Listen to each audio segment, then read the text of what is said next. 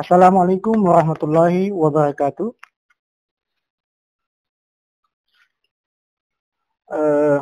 Kali ini saya akan menyampaikan tutorial penggunaan aplikasi C++ sebagai bagian dari implementasi penerapan mata kuliah algoritma struktur data ke dalam sebuah aplikasi ya, untuk implementasi dalam sebuah pemecahan masalah. Baik, sebelum kita masuk lebih jauh tentang source code atau sintaks-sintaks yang ada di dalam C++, sebelumnya saya sampaikan dulu bahwa untuk aplikasi yang digunakan dalam praktikum ini adalah menggunakan Borland C++, dan yang ada di layar monitor ini adalah Turbo C++ Borland versi 5.2. Teman-teman mahasiswa nanti menyesuaikan versi dari aplikasi yang digunakan dan tidak berbeda jauh seperti aplikasi Dev C++, hanya menambahkan beberapa sintaks tambahan untuk supaya programnya bisa dijalankan. Baik, nanti saya sampaikan berikutnya. Oke, sebelumnya saya sampaikan dulu beberapa fitur-fitur yang ada di dalam Turbo C++. Ada file, ya, yang isinya adalah untuk membuat file baru, ya, kemudian untuk membuka file yang sudah dikerjakan, kemudian ada perintah untuk menyimpan, kemudian mencetak dan keluar dari sistem. Kemudian ada edit untuk mengulang kembali mengulang kembali pengetikan kode. Kemudian ada search, ada view, ada project, ada debug. Ya, debug ini di dalamnya adalah perintah untuk menjalankan program, yaitu run. Setelah program selesai dikerjakan atau diketik, ya, maka untuk menjalankan program kita menggunakan perintah run atau Ctrl F9. Perintah untuk menjalankan hasil source code yang sudah diketik menjadi sebuah program juga bisa menggunakan dengan simbol yang ada di menu bar, yakni semacam simbol petir, ya. Teman-teman juga bisa menjalankan program dengan menekan tombol Ctrl F9 pada keyboard. Oke, baik. Untuk supaya tidak berlama-lama, sekarang kita masuk pada tahap awal belajar tutorial dasar dari C++. Baik, untuk membuat file baru, maka teman-teman silahkan mengklik menu file pada menu bar, kemudian pilih new. Baik, ini tampilan awal dari halaman kerja atau framework dari C++, dan teman-teman nanti bisa mengetik di dalamnya. Baik. Kemudian disampaikan bahwa bahasa C++ atau aplikasi C++ itu sangat sensitif terhadap perbedaan huruf besar dan huruf kecil. Ya. Huruf besar dan huruf kecil di dalam C++ adalah dua hal yang berbeda, meskipun teks atau huruf atau rangkaian kalimat yang diketik adalah sama. Namun jika yang digunakan adalah huruf kecil, maka dianggap berbeda dan jika digunakan huruf kecil atau huruf besar, maka dianggap berbeda oleh aplikasi atau operating system. Baik. Untuk latihan perdana, kita akan latihan untuk mengetik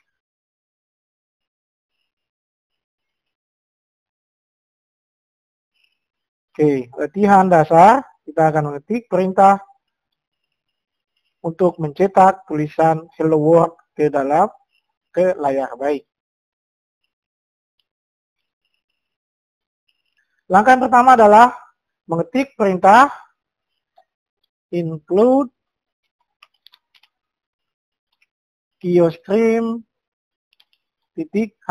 Include QStream .h adalah bagian judul atau header dari C++ dan fungsinya adalah sebagai preprocessor atau library untuk supaya program itu nanti disimpan kemudian dijalankan melalui library yang sudah tersimpan dalam C++.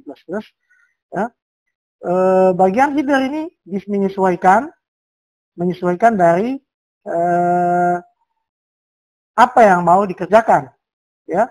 Jadi ada IOStream, ada Conio, ya, ada Human EP, ya.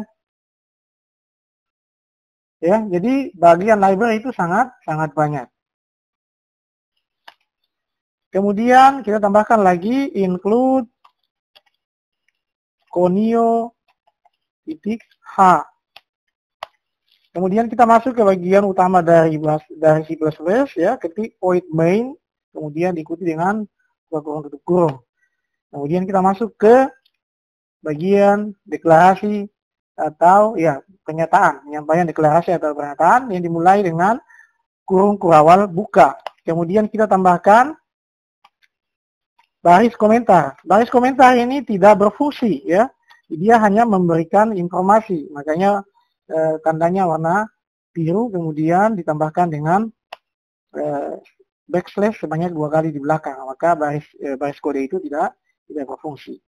Kemudian kita mau mencetak tulisan hello world ke layar dengan menggunakan perintah cout. Cout hello world. Ya, kemudian kita tutup dengan perintah kurung lebih kecil, lebih besar. Kemudian kita menambahkan perintah endl. Endl ini berarti membuat baris baru pada saat program dijalankan dan mencetak tulisan hello world ke layar, maka kursor berpindah ke baris baru. Kemudian ditutup dengan sintaks get, ya, kode get, sintaks titik koma, ya. Titik koma itu untuk mengakhiri perintah dari sebuah baris program. Kemudian kita tambahkan gtch, ya. Untuk sebagai gtch itu adalah kode untuk menyampaikan bahwa program sudah selesai untuk dikerjakan, ya. Get mengambil ya, program selesai, sudah selesai dikerjakan. Kemudian ditutup dengan kurung kurawal. Baik, kita coba menjalankan program ini. Ya, program berhasil dijalankan dan mencetak tulisan hello world. Nah, kita coba jika terjadi error. Jika terjadi error, kita coba, ini ada perintah latihan, ya. Latihan 1 C++. Ya. Ini harusnya komentar yang diberikan tanda backslash, tapi coba kita hapus dan apa yang terjadi? Ternyata terjadi error. Terjadi error di sini simbol latihan function main undefinite tidak bisa didefinisikan. Jadi komputer tidak mengenal apa itu baris tulisan ini. Maka untuk supaya menghilangkan errornya kita tambahkan backslash 2 kali untuk baris program ini dinonaktifkan. Coba kita coba lagi, hasil, ya, tulisannya ditampilkan. Baik, itu latihan dasar dari C++. Oke, teman-teman bisa mengeksplor sendiri melalui mencari di internet atau mencari dari referensi-referensi buku-buku dan sebagainya. Baik, selanjutnya kita belajar untuk masih latihan dasar dari C++. Jadi untuk latihan ini adalah kita mau mencari luas dan keliling dari lingkaran, ya, luas dan keliling dari lingkaran. Ini adalah baris kode yang sudah ada, ya. Kita mulai dari judul, bagian judul sama dengan awal tadi, include conio.h, include IOStream.h. Ini berarti menunjukkan bahwa file-file ini sudah berada di dalam preprosesor. Kemudian void main, kemudian di sini bagian utama dari program. Kemudian yang berikut kita menjelaskan sedikit tentang maksud dari baris kode yang ada ini. Baik, di sini ada konstanta, ya, konstanta yang namanya const. Kenapa konstanta? Karena di sini ada nilai pi. Nilai pi dalam bentuk bilangan pecahan 3,14. Nah, 3,14 adalah nilai konstanta, di mana nilai yang tidak akan berubah. Maka dalam pendefinisiannya dia menggunakan konstanta. Yang berikut menggunakan identifiernya menggunakan variabel. Ya, di sini kita lihat menggunakan variabel karena nilai yang digunakan adalah nilai yang berubah-ubah, tidak tepat. Ya, makanya di sini tipe datanya float untuk bilangan pecahan, kemudian ini variabelnya. Ada variabel jari-jari, ada variabel keliling, dan variabel luas. Ya. Kemudian ada juga variabel jari-jari dengan nilainya 7,2, di mana variabel ini adalah variabel yang nilai awalnya sudah ditentukan. Baik, kita lanjut lagi. Ini adalah baris kode tentang yang menjelaskan tentang rumus untuk mencari luas dari lingkaran. Ya, ada pi kali jari-jari kali jari-jari. Kemudian diakhiri dengan titik koma sebagai penutup dari baris program. Kemudian untuk mencari luas keliling dari sebuah lingkaran, maka rumusnya adalah keliling sama dengan 2 kali pi kali jari-jari. Kemudian ditutup dengan titik koma. Selanjutnya kita akan mencetak hasil rumus dari mencari luas dan rumus untuk mencari keliling, ya, di sini. Kemudian luas ini diturunkan dari sini, ya. Keliling, luas ini diturunkan dari sini, keliling adalah turunan dari rumus ini. Nah, jika kita salah dalam menggunakan, saya contohkan di sini luas diawali dengan huruf kecil, saya buat di sini huruf besar. Kemudian keliling di sini huruf kecil, saya buat huruf besar. Ini mau membuktikan bahwa C++ itu sensitif terhadap huruf kecil dan huruf besar. Kemudian kita coba jalankan. Program error. Kita cek errornya di mana ya. Sini dia kasih tahu bahwa undefinite simbol luas in function main. Nah, dia kasih tahu bahwa dia tidak bisa mendefinisikan fungsi dari simbol luas karena tidak terbaca. Ya, hal itu disebabkan karena apa? Karena dia sensitif terhadap huruf kecil dan huruf besar. Kita kembalikan ke huruf kecil semuanya. Kemudian kita coba jalankan.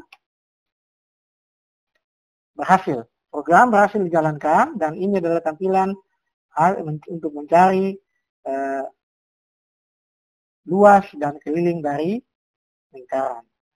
Baik, kita coba lagi latihan-latihan yang lain.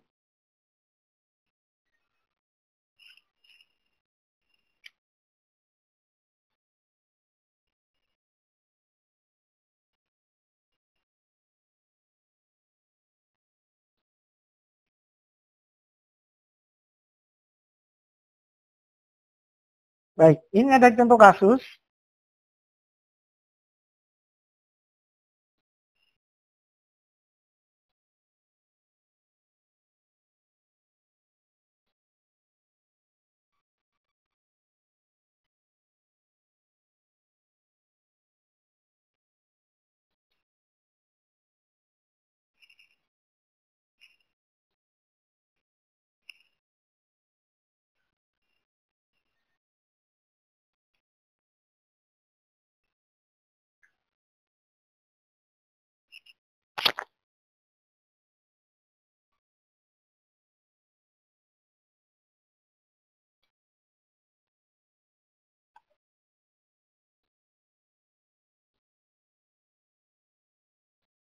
Kita masuk ke contoh kasus berikutnya adalah contoh kasus percabangan, ya. Percabangan atau seleksi yang merupakan struktur dasar dari algoritma, ya. Ini ada percabangan dan perulangan serta sequence. Nah, di sini adalah contoh kasus percabangan atau seleksi. Percabangan atau seleksi itu memiliki beberapa turunan, ya. Ini dalam percabangan mengenal yang namanya if, ya, if then. Jadi jika maka. Kemudian ada juga if then else. Ya, if then itu pilihannya ada cuma satu. Ya, jika pilihan tidak memenuhi syarat atau kondisi maka pilihan tidak akan ditampilkan. Dan jika pilihan memenuhi syarat maka pilihan dikerjakan. Kemudian yang kedua ada yang namanya if then else. If then else itu ada dua pilihan atau lebih yang ada di dalam struktur kondisi. Dan jika kondisi satu memenuhi syarat, maka kondisi yang kedua diabaikan. Dan sebaliknya, jika kondisi satu tidak memenuhi syarat, maka kondisi yang lain yang dijalankan. Itu if then else. Kemudian ada lagi if then else, if yang nested if, atau if yang isinya banyak. Ya, if-nya sangat banyak. Jika ada banyak, seleksi. Kemudian yang berikut ada lagi yang namanya switch case. Ya, jadi di dalam struktur dari seleksi atau percabangan itu ada if then else, dan if nested serta switch case. Baik, untuk latihan pertama kita coba mengerjakan program untuk seleksi terhadap usia. Ya, kita mau seleksi usia. Di sini jika usianya memenuhi syarat, maka jika usianya kurang dari 17 tahun, maka dia tidak boleh menonton bioskop. Dan jika Anda memasukkan angka di atas 17 tahun, maka tidak ada perintah apapun yang akan dijalankan. Baik, kita mulai. Ya, di sini diawali dengan tipe data integer untuk variabel yang namanya usia. Ya, karena usia ini angka, maka menggunakan tipe data integer. Tipe data integer untuk menampung data yang bertipe angka. Kemudian ada perintah CLSCR, yaitu perintah untuk membersihkan layar atau clear screen. Pada saat program dijalankan, layar dibersihkan kemudian menampilkan hasil. Kemudian ada perintah cout. Cout ini adalah perintah untuk memasukkan angka yang mau dimasukkan atau yang diinginkan. Ya, baik. Kemudian cin, ya biasanya cout kalau diikuti cin maka library-nya adalah IOStream. Nah, library yang digunakan adalah IOStream karena ada perintah menginput data. Ya, kalau latihan sebelumnya tadi tidak ada data yang diinput, sistem langsung mencetak informasi yang ada di dalam baris kode. Tapi kalau menggunakan IOStream, kemudian diikuti dengan cout dan cin, maka ada perintah untuk menginput data. Baik, cin di sini fungsinya apa? Untuk mencetak angka yang diinput oleh pengguna. Kemudian di sini ada perintah seleksi, di mana seleksinya menyatakan bahwa if usia kurang dari 17 tahun, maka kondisinya adalah Anda tidak boleh menonton bioskop. Dan jika usianya 17 tahun ke atas, maka sistem tidak akan menampilkan apapun. Oh, baik, kita coba program ini dijalankan. Oke, saya masukkan usia Anda adalah 17 tahun. Sistem tidak menampilkan apa-apa. Ya, karena syarat tidak memenuhi. Baik, sekarang kita coba dengan menggunakan perintah dengan masukkan angka yang memenuhi syarat. Berarti karena usia di bawah 17 tahun, maka saya masukkan di sini 16. Hasilnya ditampilkan. Anda tidak boleh menonton bioskop. Nah, itu contoh if then. Jadi if then itu jika syarat termenuhi maka kerjakan, syarat tidak memenuhi maka tidak ada yang dikerjakan. Baik, selanjutnya kita mencoba menggunakan if then else.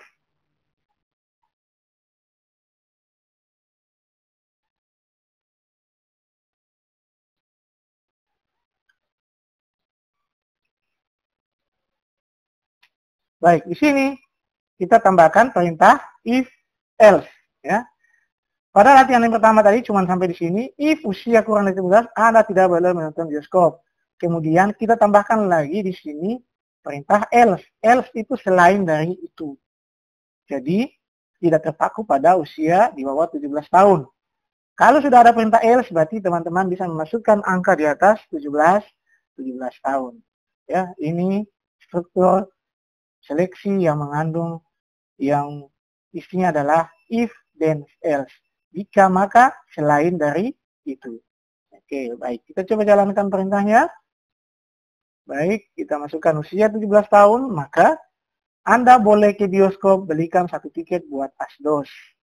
Nah, itu pilihan yang lain. Saya masukkan 16 tahun, Anda tidak boleh ke bioskop, kerjakan PR Anda. Nah, itu penjelasan tentang latihan untuk struktur seleksi if then else. Baik, selanjutnya kita masuk ke seleksi yang berikutnya adalah dengan menggunakan perintah switch case. Nah, switch case di sini ada konstanta yang bernilai tetap yang sudah disediakan oleh programmer. Contoh di sini adalah konstanta yang bernilai tetap di sini adalah A. Ya, jika memilih A, maka yang tampil adalah alat olahraga. Jika memilih B, yang ditampil adalah alat elektronik, dan seterusnya. Di sini teman-teman lihat ada A besar, A kecil. Ini sengaja dibuat oleh programmer supaya pada saat teman-teman menginput huruf A, huruf kecil, nilai bisa ditampilkan, huruf A, huruf kapital atau huruf besar, nilai juga bisa ditampilkan. Itu maksud dari penggunaan dua jenis huruf, ya, huruf besar dan huruf kecil, agar supaya program bisa diakses walaupun menggunakan jenis huruf yang berbeda. Baik, kita coba jalankan program ini. Program yang namanya switch case. Jadi, switch case konsepnya begini. Jika A yang dipilih, maka program langsung berhenti. Ditandai dengan ada perintah yang namanya break. Break itu berarti jika pilihan A berarti selesai. Nah, akan tetapi jika pilihan A, B, C tidak ada semua, kemudian dia memasukkan pilihan D, maka baris program ini yang akan bekerja. Ya, default, perintah default yang menyatakan bahwa baris kode yang Anda masukkan tidak ada di dalam konstanta yang sudah disediakan, ya. Jadi kode yang Anda masukkan tidak ada dalam nilai konstanta yang sudah disediakan. Baik, kita coba jalankan. Di sini syscode itu mengambil dari sini. Char code. Kenapa char? Karena tipe datanya karakter itu untuk menampung huruf, ya. Tipe data karakter fungsinya untuk menyimpan huruf. Nah, di sini huruf digunakan dengan kode. Baik, kita coba jalankan program ini. Ya, masuk. Kemudian saya coba pilih A kecil. A kecil di sini menampilkan alat olahraga. Perintah selesai. Ya, itu namanya switch case, ya. Break, perintah langsung berhenti jika pilihan sudah memenuhi syarat. Kemudian saya coba menggunakan A huruf besar. Bisa juga menampilkan. Jadi, di situ ada fungsi dia menampilkan dua huruf. Ini huruf A kecil dan A besar supaya teman-teman bisa mengakses menggunakan huruf kecil dan huruf besar. Hal ini karena saya sudah sebutkan di awal bahwa C++ itu sensitif terhadap huruf besar dan huruf kecil. Baik, saya coba memasukkan pilihan yang tidak ada dalam baris kode. Di sini ada cuman A, B, dan C. Saya coba masukkan B. Anda salah memasukkan kode, ya. Perintah di atas diabaikan, A, B, dan C diabaikan, dan perintah default yang diambil kemudian menampilkan perintah menampilkan pesan Anda salah memasukkan kode. Baik, itu tadi latihan dasar dari seleksi atau percabangan yang isinya ada if then else, if nested, dan switch case. Baik, selanjutnya kita masuk ke latihan untuk perulangan. Setelah kita coba percabangan, sekarang kita coba ke perulangan. Baik. Perulangan digunakan untuk mengerjakan satu perintah secara berulang-ulang sesuai dengan yang diinginkan. Struktur pengulangan atas terdiri atas dua bagian. Kondisi pengulangan yaitu ekspresi boolean yang harus dipenuhi untuk melaksanakan pengulangan. Isi atau badan pengulangan yaitu satu atau lebih pernyataan yang akan diulang. Perintah atau notasi dalam struktur perulangan adalah pertama for, while, do while, continue, dan break, serta go to. Ya, yang paling sering digunakan adalah for, while, dan do while. Oke. Kita coba mengeksplor pelan-pelan apa itu perulangan.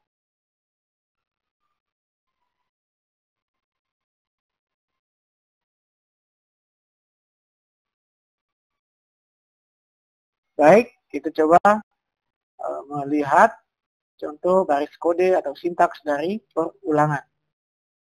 File, new, kemudian di sini saya coba masukkan.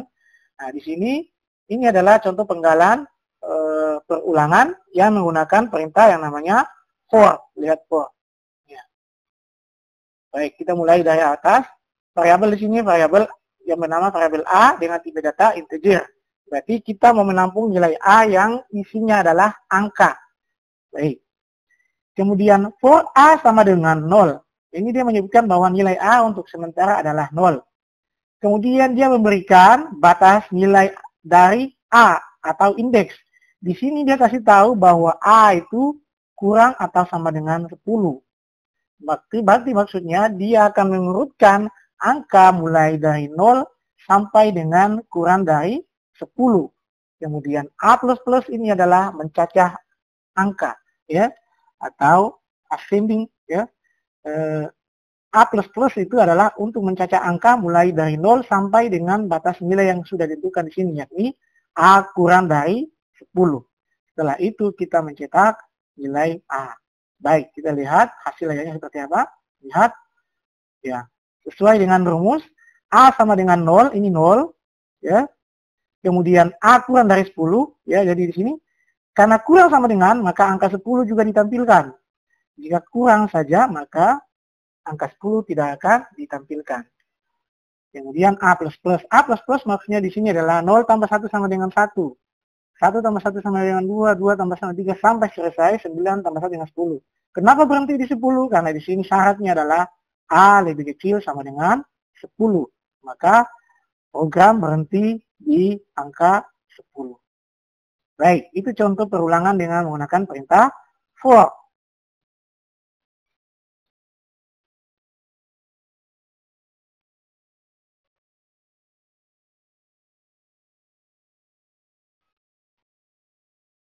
Kemudian kita coba masuk ke latihan berikut, yaitu menggunakan struktur while. Bagian dari percabangan perulangan, tapi dengan model perulangan yang berbeda. Nah, di sini kita menggunakan perintah while. Ini adalah judul program konversi angka ke huruf. Ya, masukkan angka. Di sini kita disuruh untuk perintah memasukkan angka. Kemudian tipe data integer angka dengan i. Jadi di sini ada dua variabel, variabel angka dengan variabel i dengan tipe data integer. Kemudian ada variabel huruf dengan tipe data char. Jadi pada latihan ini adalah kita mau mengkonversi angka menjadi sebuah huruf. Baik. Sekarang kita jalankan. Kita coba jelaskan satu-satu. Di sini dideklarasikan i sama dengan 1, huruf sama dengan a. Kemudian saatnya while i lebih kecil sama dengan angka. Cout i huruf endel, kemudian i++, kemudian huruf plus. Di sini dia kasih tahu while i lebih kecil sama dengan angka, maka syarat memenuhi dan sistem berhenti dan menampilkan hasil ke layar. Huruf plus adalah dia menambahkan urutan dari huruf. Kemudian i++ adalah dia menambahkan jumlah dari huruf. Ya, huruf plus menambahkan urutan dari huruf. Kemudian i++ adalah mengurutkan jumlah dari angka. Baik, kita coba jalankan programnya. Lihat, kita coba masukkan angka 2. Ya, 2 maka nilainya B. Karena 1 tadi nilainya adalah A. Kemudian kita coba masukkan angka lagi 5. Maka 5 adalah E. Ya. Jadi di sini adalah mengurutkan abjad mulai A sampai Z. Kemudian angka menyesuaikan huruf yang ada di sampingnya. Jika Anda masukkan 2 maka B. Kenapa B? Karena 1 adalah A. Nah, itu saja. Jadi syarat dari while i lebih kecil sama dengan angka. I lebih kecil sama dengan angka itu maksudnya begini. Jika kita memasukkan angkanya 5, maka i-nya muncul 1, 2, 3, 4, 5. Batasnya sampai dengan 5 saja. Saya coba masukkan i lebih kecil sama dengan 10. Maka yang muncul seperti ini. Ya. Baik. Itu contoh latihan menggunakan while. Selanjutnya,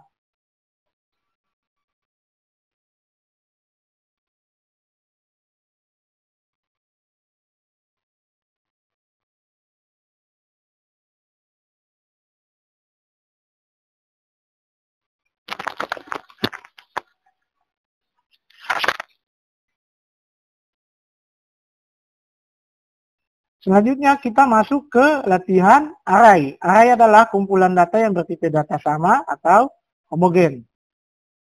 Baik, kita coba latihan array.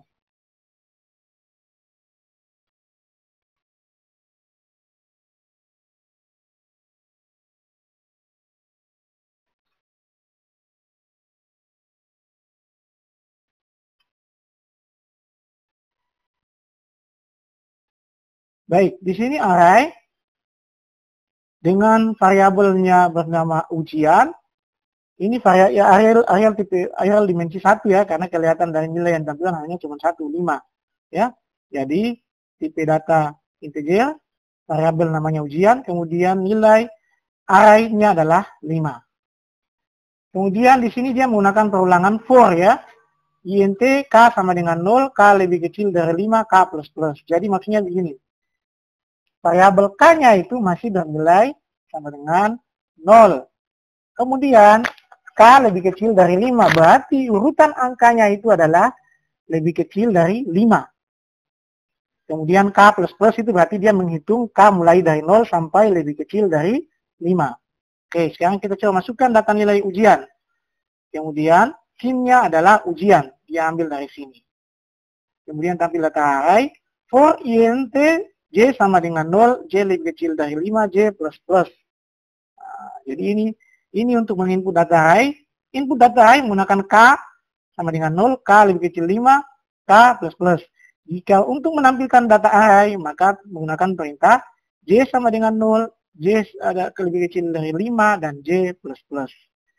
Cout mencetak data nilai ujian, ya, mengambil nilai j, kemudian ujian. Baik, kita coba menjalankan program ini. Kita coba masukkan data nilainya. Di sini disebutkan ada 5. Ya, sesuai dengan cara di sini adalah 5. Kita masukkan 5.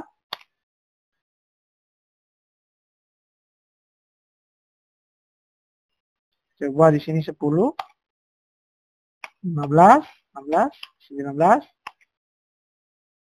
77. Tercetak ya. Dia langsung mencetak, itu namanya perulangan seperti itu. Dia langsung mencetak 5, 10, 16, 19, 7, 77. Ya. Kita coba bisa tambahkan di sini perintah clsshare.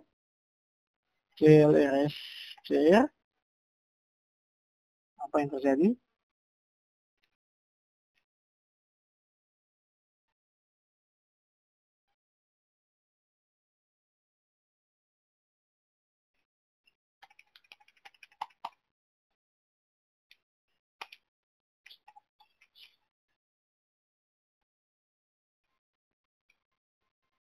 Baik, coba 70, 80, 90. Ya, jadi tidak mempengaruhi ya. Baik, itu tadi contoh perulangan for yang diterapkan ke dalam array ya. Perulangan for yang diterapkan ke dalam array.